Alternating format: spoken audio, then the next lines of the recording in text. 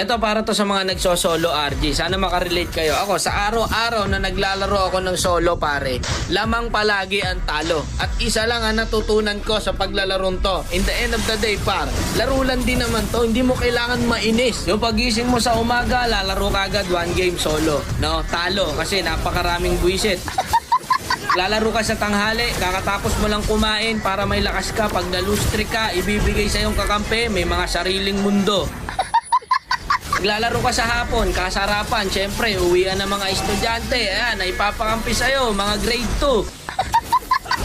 Lalaro ka sa gabi, kakauwi mo lang, pagod na pagod ka, galing kang trabaho, naglaro ka, nag-solo RG ka, nag-ML ka, ayun, na-lose streak, doble ang pagod. Kung inaakala mong pampatanggal to ng stress, nako hindi ko, nagkakamali ka dyan kaibigan. Pagkagising mo, kinabukas, masakit na likod mo sa trabaho, masakit pa ulo mo no, sa mga schoolwork,